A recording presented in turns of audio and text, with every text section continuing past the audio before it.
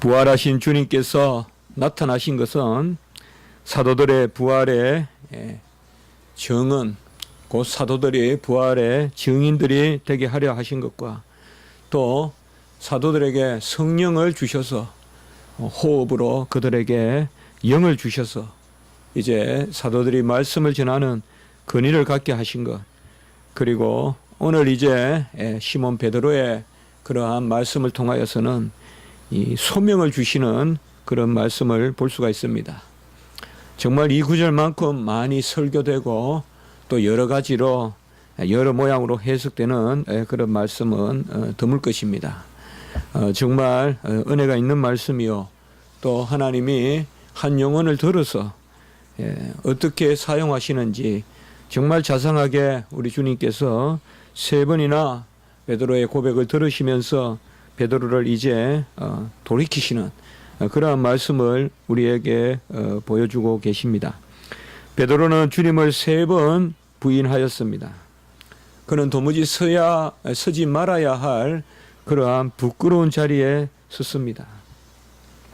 우리가 간혹 옛날을 회상할 때 보면 그렇게 나에게도 좋은 시절이 있었던가 싶을 때도 있고, 또 내가 어떨 때는 참 그런 일을 어떻게 내가 감당했을까, 참 어떻게 그런 어려운 일을 내가 이겨냈을까, 또 그런 시험을 내가 잘 견뎠을까, 또 내가 어떻게 노력해서 잘 성취했을까 하는 이런 부분의 일들도 있지만, 간혹 살다 보면 내가 어떻게 그러한 참 비천하고 천박한 일을 했던가, 참 그런 기억들이 누구라도 없잖아 있을 것입니다. 아주 어릴 때도 보면 그때는 물론 철이 들지 않았지만은 어떻게 내가 초등학교 때 혹은 또 그 초등학교 들어가기 전에 그러한 일들 했었을까, 그러한 것들 우리가 생각해 볼 수가 있을 텐데, 아마 이 시몬 베드로는 주님을 3번 부인한 것, 이것이 끝내 그의 심령에 사무쳤을 것입니다. 정말 우리가 한 인생을 살아갈 때 자기의 생업을 버려두고 주님을 쫓는다 하면서 나선 거 아닙니까? 그저 여가 선영하는 게 아니잖아요. 그저 즐기는 어떤 그러한 취미생활을 한 것이 아니잖아요. 자기 인생을 바치고 주를 쫓았잖아요. 예수님을 쫓은 것이잖아요. 그것도 자기의 구원에 관한 일로 예수님을 쫓은 것인데, 그 예수를 3번 부인했으니 얼마나 마음속에 사무칠 것입니까? 우리도 살면서 이럴 때가 있을지 모릅니다. 그러나 준비하지 않으면 우리도 부인할 수밖에 없을 것입니다. 누구를 탓하기보다도 내 자신이 준비되어 있는지 항상 우리가 마음속으로 준비해야 됩니다. 아니면 이리 슬쩍 저리 슬쩍 다 지나가고 그때마다 주님 부인하고 살다 보면 나중에 보면 정말 부끄러움만 남는 이러한 것이 바로 우리 인생이 아닌가. 뭘 많이 잘 살기보다는 주님을 인정하고 주님을 부인하지 아니하고, 정말 이와 손이 있는데, 이익과 손해가 있는데 주님을 인정하고 주님을 고백하면서 손해를 보느냐, 이 일이 말은 쉽지만은 참 쉽지 않은 것입니다. 밥 한 그릇만 놓고도 주님을 부인하기 쉽고 그런 것입니다. 그런데 이 베드로는 주님을 가장 결정적인, 주님이 심판을 받고 재판을 받고 있는 그 자리에서 그런 여종에게 3번이나 부인하는 그러한 것을 볼 수가 있습니다. 고백이 무엇일까요? 오늘은 전체적으로 고백에 대한 그러한 말씀입니다. 고백이라는 것은 바로 우리의 심령의 감동을 넘어설 수 없습니다. 우리의 심령에 감동이 없는데 고백을 한다? 그건 고백이 아닙니다. 그거는 거칠고 그것은 겉모양에 불과합니다. 습관적인 고백, 그것도 고백이 아닙니다. 나는 어떻다 하지만은 살다 보면 많이 보입니다. 어쨌든 절대 손해보는 자리에 서지 않고 그런 것이 인생입니다. 그건 고백이 아닌 것이죠. 내가 주를 사랑한다, 악을 골짜기라도 간다. 다 우리가 고백하고 안수도 받고 하지만은 고백이라는 것은 바로 심령의 감화가 있어야 되고, 심령의 감화는 진리를 인식해야 돼요. 진리를 모르는데 감동이 있을 수 없고, 감동이 없는데 고백이 있을 수 없습니다. 그래서 진리에 대한 심령의 감화가 있어야 됩니다. 로마서 10장 10절에 보면 사람이 마음으로 믿어 의에 이르고 입으로 시인하여 구원에 이르느니라. 이 마음으로 믿어 의에 이른다. 이 말은 의라는 게 뭐예요? 진리잖아요. 마음으로 믿는다는 게 뭐예요? 감화잖아요. 그러니까 진리에 감화가 있고 그것을 입으로 시인하여 구원에 이른다.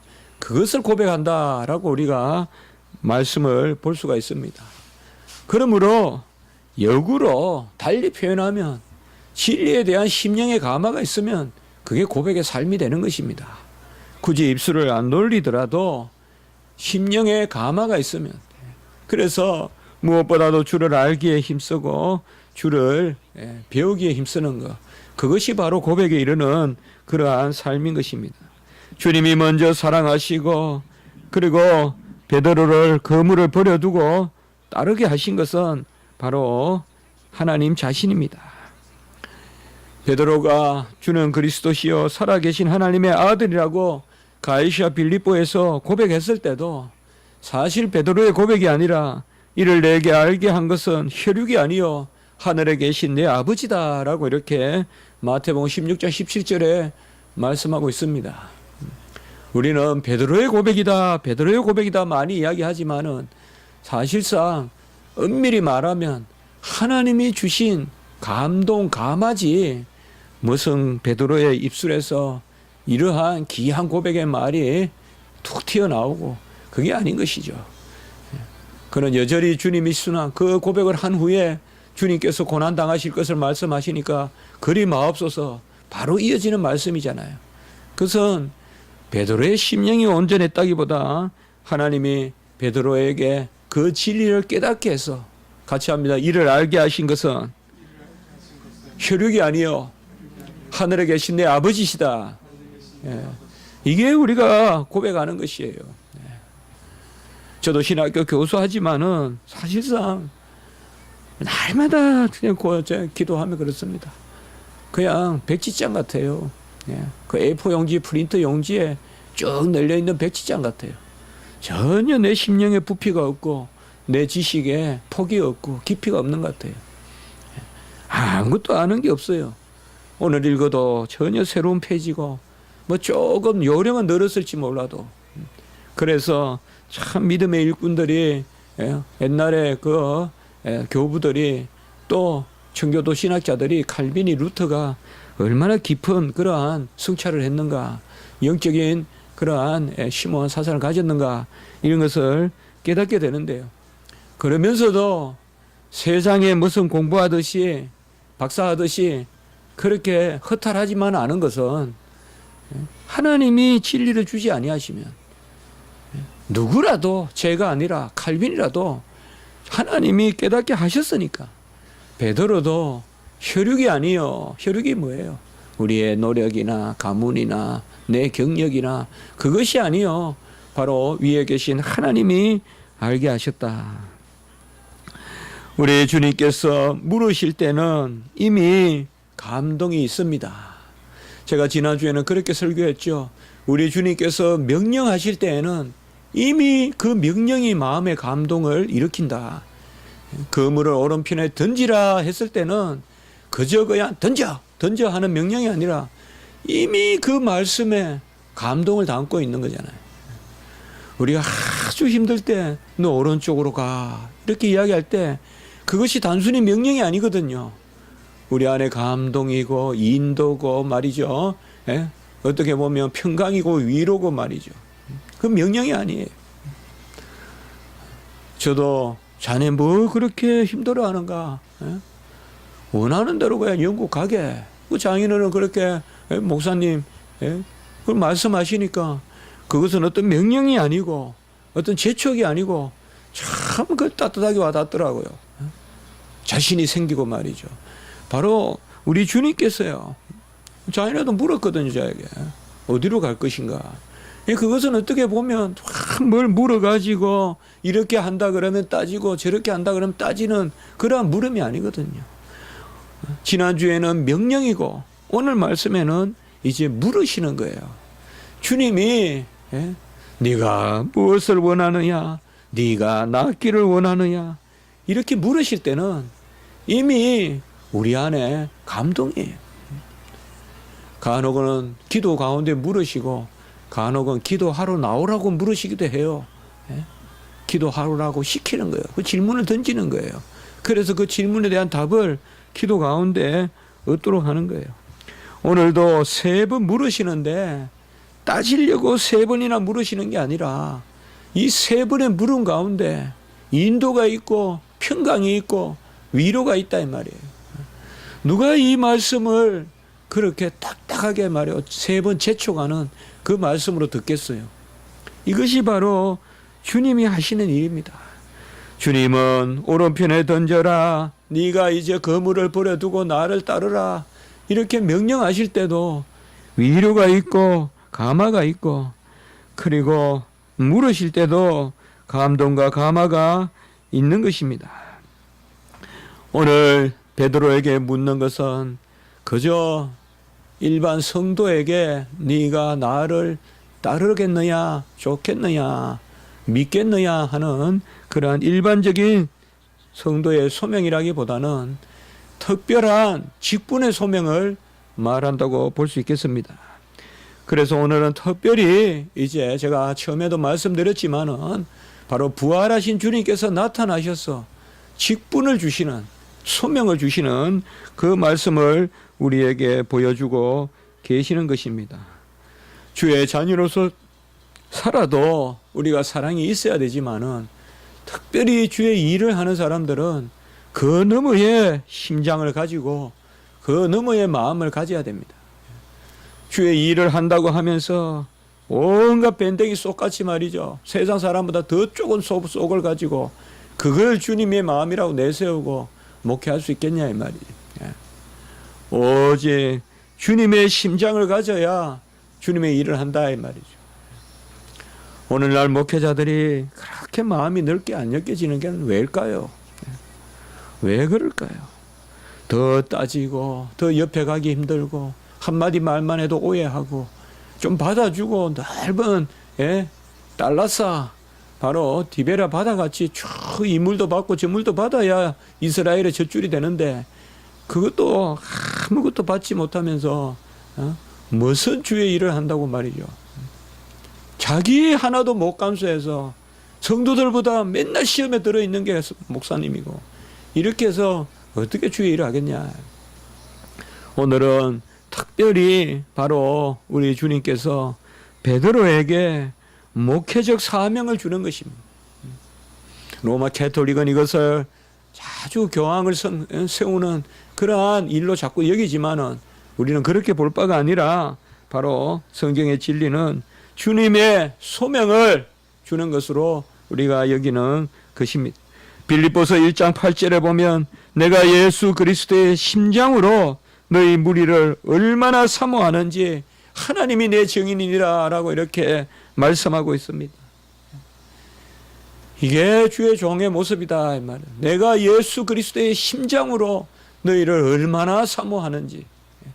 예수 그리스도의 그 심장, 꼬르, 하트, 그것을 가지고 얼마나 너희들을 사모하는지, 까르디아, 그것을 가지고 얼마나 너희들을 사모하는지 그것을 말씀하고 있습니다. 우리도 주의 심장을 가져야 되고 특별히 주의 일을 맡은 사람들은 주의 심장을 가져야 돼요. 주의 심장을 가져야 돼요. 한 대 맞으면 2대 때리려고 해서 어떻게 주의 종이 되겠냐 이 말이죠. 한 대 맞으면 그저 예수, 또 한 대 또 때리면 천당. 그게 바로 우리나라의 복음의 역사 아니냐 이 말이죠. 그게 바로 우리나라의 그러한 역사가 아니냐. 지금 이런 모습이 있느냐 이 말이죠. 저도 회개하는 마음으로 말씀을 전하지만은 이 설교를 쓰면서도 정말 그런 생각을 해보는 것이죠. 고린도후서 5장 14절에 보면 그리스도의 사랑이 우리를 강건하시는도다 이렇게 말하고 있습니다. 바로 그리스도의 사랑이 내 안에 역사해서 그 사랑에 겨워서 이길 수 없어서 강건해서 우리가 주의 일을 한다 이 말이죠.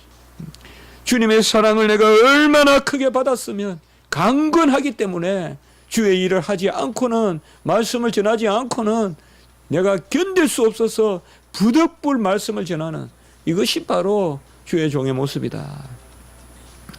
오늘은 바로 이러한 심장을, 주님의 심장을, 베드로의 마음을 감화해서 그가 복음을 전하지 않고는 이제 살 수가 없는, 견딜 수가 없는, 참 이게 어떠한 지경인지 우리는 알 수가 없지만은, 그러나 베드로는 우리보다 나은 게 뭐가 있습니까? 우리도 주님이 우리의 마음을 강건하시면, 같이 합시다. 주님의 사랑이 우리를 강건하심으로, 우리를 강하게 건하신다 이 말이에요.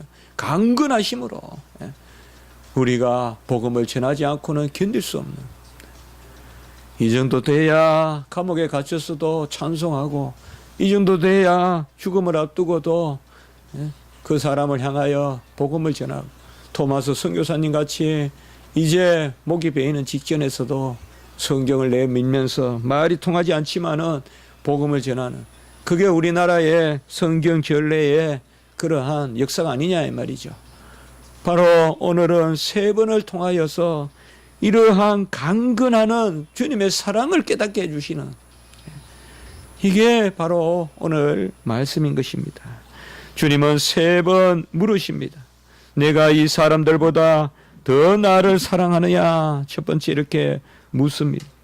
여기에 이 사람들은 바로 제자들을 의미하겠죠.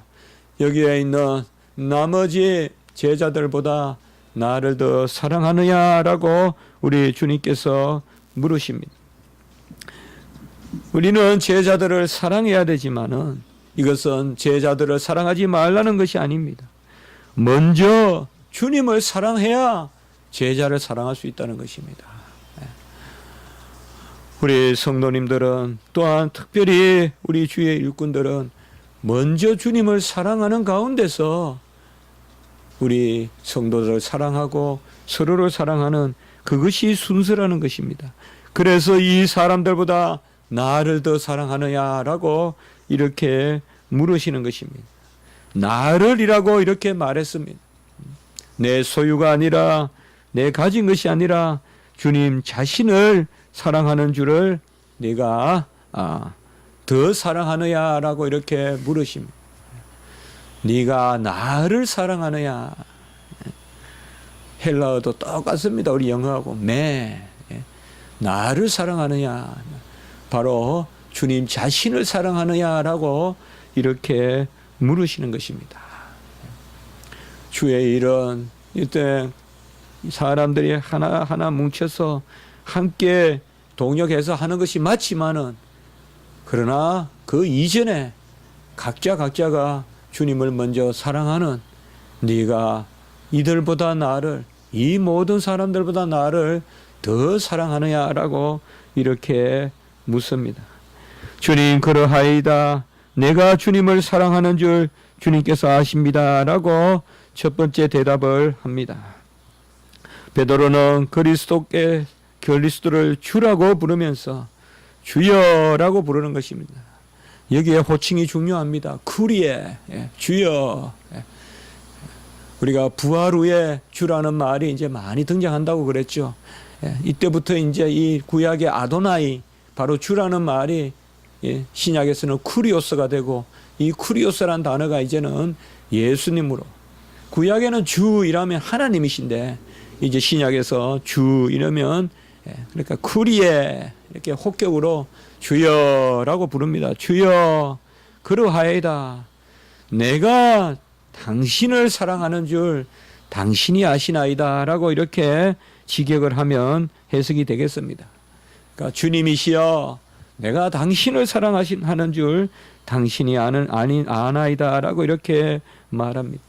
첫 번째 질문은 바로 사실 자체를 묻는 것이겠죠. 또 질문하십니다. 두 번째, 내가 나를 사랑하느냐라고, 또 아가파오 사랑하느냐라고 이렇게 물으십니다. 두 번째 질문은 바로 확증하는 것입니다. 첫 번째 질문은 사실 자체를 말씀하는 것이라면, 두 번째는 바로 확증하는 것입니다. 우리 심령을 모은다는 것이, 확증한다는 것이죠. 주님, 그러하이다. 내가 주님을 사랑하는 줄 주님께서 아시나이다. 여기에 보면 사랑한다는 말이요, 주님이 물을 때도 처음에는 두 번 아가파오, 이 아가페란 말이 여기 나오는데 그렇게 두 번 나오고, 세 번째는 주님이 물으실 때 내가 사랑하느냐 할 때 필레오란 단어를 써요. 그래서 우리는 아가페 또 하나님의 사랑, 또 형제적 사랑 이야기하는데 그건 의미가 없습니다. 저도 한때 그렇게 설교한 적이 있었어요. 교육전도사 할 때. 그건 의미가 없어요. 그냥 필레오나 아가페나 다 사랑한다라고 해석한, 그런 해석은 좀 유치해요. 너무 억지 춘향적인 해석이고, 두 번은 아가파오라고 묻고 세 번째 주님이 물을 때는 필레오라고 또 물어요. 그래서 이 사랑한다는 말을 같이 그냥 다 묶어서 쓰는 거예요. 아가파오, 필레오 다 사랑한다는 말이에요. 그래서 그 말을 가지고 너무 우리가 그렇게 생각해 볼 필요는 없어요. 세 번째 또 묻습니다. 내가 나를 사랑하느냐. 이때는 이제 필레오를 쓴단 말이에요. 우리가 좀 더 형제적 사랑이다라고 하는데, 그렇게 보면 첫 번째, 두 번째는 아가파오를 쓰고 세 번째는 필레오를 쓰면 하나님이 베드로에게 실망을 해서 세 번째는 필레오라고 묻는다. 그런 식으로는 해석할 필요가 없다 이 말이에요. 그런 것은 다 쓸데없는 무리한 해석입니다. 바로 네가 나를 사랑하느냐 세 번째 물을 때, 세 번째는 바로 뭘까요? 이게 바로 고백이다. 첫 번째는 확인하는 것이요, 사실을 묻는 것이요, 두 번째는 그것을 확증하는 것이요, 세 번째는 바로 고백을 묻는 것입니다. 그래서 이 세 번의 고백은 우리가 어거스틴도 그렇게 해석을 했고, 또 초대교회의 많은 교부들이 다 그렇게 해석을 합니다.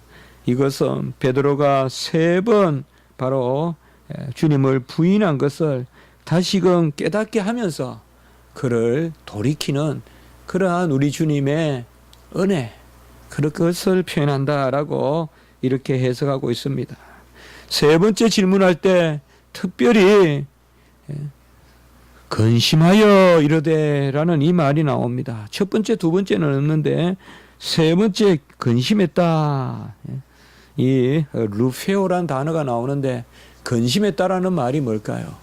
저는 이 말을 우리가 좀 주목할 필요가 있다고 생각합니다. 이것은 바로 자기 부인을 뜻합니다. 주가 나를 사랑하시는 줄, 주께서 나를 사랑하시는 줄 주가 아시나이다. 물론 첫 번째, 두 번째도 이미 주님이 안다고 이렇게 주님의 그러한 전능하심을 말씀했어요. 그런데 세 번째는 특별히 근심하여 가로되. 우리가 고백할 때는 이 근심이 있어요. 이거 없다 하면 다 거짓말이에요. 왜요? 고백은 내 생각, 내 계획을 다 내려놓는 것이기 때문에 그렇습니다. 우리가 오늘 기도할 때 내 모든 것을 내려놓으라면 어찌 근심이 없겠어요? 내가 2년, 3년, 4년, 10년, 20년 노력했던 걸 다 내려놓으라. 40년 동안 군정생활 했던 걸 다 내려놓으라. 모세같이 그냥 일거에 하루아침에 그냥 양의 똥을 치우는 그러한 일을 시키면 어찌 근심이 없겠어요? 야곱과 같이 부유한 족장의 아들로 살다가, 그것도 부모의 사랑을 받는 그런 자리에 살다가 하루아침에 그냥 바단 아람에 가가지고 해보지도 않은 그러한 양치기를 시키면 어찌 근심을 안 하겠어요? 항상 이 고백에는 근심이 따릅니다. 절대 하나님은 우리가 가진 뭔가를 버리지 않고는 시키지 않습니다. 절대 버리지 않고는 시키지 않습니다. 우리가 구원받은 것이 죄를 버렸기 때문에 구원받았듯이 주의 소명도 절대 버리지 않고는 시키지 않습니다. 그 근심이에요. 저는 이 구절을 자주 그렇게 생각합니다. 욥이 깨달았을 때 욥기 42장 5절에 보면 이제껏 내가 귀로 들었사온데 이제는 주를 눈으로 배웁나이다. 이게 뭘 의미할까요? 이때까지 귀로 들었다는 것은 내 마음으로 들었다는 것이요, 눈으로 본다는 것은 바로 믿음으로 본다는 것입니다. 베드로가 세 번째 근심하여 이르되, 첫 번째 두 번째가 오히려 더 확신이 있는 것 같고, 주가 아시지 않습니까? 예? 주님 아시지 않습니까? 자신 있게 말하는 것 같지만은 세 번째는 오히려 우리가 세상 사람이 보면 세 번째는 고백이 없는 것 같죠. 모르겠어요. 아이고 두려운데요. 이런 입장인데 세 번째 오히려 온전한 고백이 나온다 이 말이죠. 근심이란 말. 우리는 하나님이 우리가 아마 더 믿음이 있다면, 우리가 더 강한 믿음을 가졌다면 하나님은 우리에게 이러한 근심의 터널을 지나게 하실 것입니다. 우리에게 아무 근심이 없다면 어찌 보면 우리가 좀 더 어린아이 같은 믿음일 수도 있습니다. 아직까지 연약하기 때문에 하나님이 근심을 주시지 않는지 모르겠습니다. 하나님이 우리에게 근심을 주시는 것은 바로 우리를 버리고 하나님을 따르라고 하는 것입니다. 주님은 세 번 이 부분에 대해서 이제 명령을 하십니다. 내 어린 양을 먹이라. 첫 번째는. 두 번째는 내 양을 치라. 세 번째는 내 양을 먹이라 라고 이렇게 말합니다. 이것도 여러 가지로 해석하지만 다 부질없습니다. 제가 보기에는. 어린 양이 또 다르고 양이 다르고 그렇게 해석할 필요도 없고, 우리에는 어린 양이 있고 양이 있지, 뭐 어린 양을 목동이 따로 치고 양을 따로 치겠습니까? 어린 양을 치고 양을 치란 말은 양을 다 먹이라는 거고 치라는 것이요. 그리고 먹이라는 말과 치라는 말을 또 구별해서 설교하는데, 몇 번 그런 설교 들었어요. 이 본문을 할 때마다 제가 그렇게 설교하는 거 들었어요. 먹이라 하다가 치라 하다가 먹이라 한 이유가 뭐냐? 그런 건 다 부질없습니다. 바로 먹이는 것과 치는 것은 같은 말이에요. 같은 말이에요. 바로 목사가 되는 거예요. 패스트가 되는 거예요. 패스트. 그러니까 여기에 목사 직분이 나오는 거예요. 목사가 뭡니까? 바로 목자, 패스트가 목자라는 뜻이잖아요. 본래 목동이잖아요. 목동. 양치기가 바로 패스트잖아요. 그래서 양을 치고 양을 먹이는 그러한 하나님의 일꾼이 되라라고 이렇게 말하고 있습니다. 오늘 말씀을 통하여서 이제 요한복음의 마지막 후미에 나오는 이 말씀이 우리에게 향한 말씀이 되기 바라고, 우리도 주의 소명자로서 고백이 있어야 됩니다. 고백은 지식이 있어야 됩니다. 지식이 없이 입술로만 하는 고백, 그거 다 쓸데없는 고백입니다. 감정으로 하는 고백, 분위기에 따라 하는 고백, 그건 고백이 아닙니다. 고백은 심령의 감화가 있고야 고백이 있는 거지, 심령의 감동 감화도 없이 어찌 고백이 있겠습니까? 주님이 우리에게 물으실 때는 우리를 인도하셔서 고백에 이르게 하시고 깨닫게 하기 위한 것입니다. 이러한 것이 우리에게 있기를 바랍니다. 우리도 시몬 베드로와 같은 그러한 자리에 다 서는 것입니다. 우리도 다 요한의 아들, 여기에 보면 요한의 아들이라고 해서 아들이라는 말은 사실 없어요. 그냥 헬라어에는 보면 요한을 소유격으로만 써놨어요. 그러니까 요한에 속한 자식아 뭐 그 정도예요. 그냥 소유격이에요. 그러니까 우리 성경에도 보면 아들이라고 작게 써놨죠. 아들이란 말은 바가 없어요. 아들이란 말이 없어요. 그냥 요하네스, 요한의 그사, 요한의 것, 베드로야. 어떻게 보면 너 별거 아니다 이 말이야. 한마디로 너 아버지 요한에 속한 너 베드로야. 그 정도로 읽으면 돼요. 우리가 어감은 그래요 사실. 그러니까 요한 가문의 자식 베드로야 그렇게 부르신 거예요. 그는 바로 평범한 한 인간을 뜻하는 거예요. 그 베드로야 이제 내가 너를 주의 종으로. 오늘 본문을 바로 베드로의 소명, 또 다음 주에 나오는 말씀과 같이 설교하려다가 오늘은 이까지만 우리를 깨닫게 하시는 심령의 감동, 강권하시는 것까지만 전하고, 다음 주에 이제 베드로가 이 소명을 받아서 어떻게 이제 하나님의 띠를 띠고 나가는가, 그것을 살펴보도록 하겠습니다. 한번 기도드리겠습니다. 거룩하고 자비로우신 하나님 아버지, 은혜와 사랑을 진실로 감사합니다. 우리도 베드로와 같이 주님을 부인하는 그런 자리에도 서 있었으나 우리도 주님의 강건하시는 사랑으로 주의 일을 감당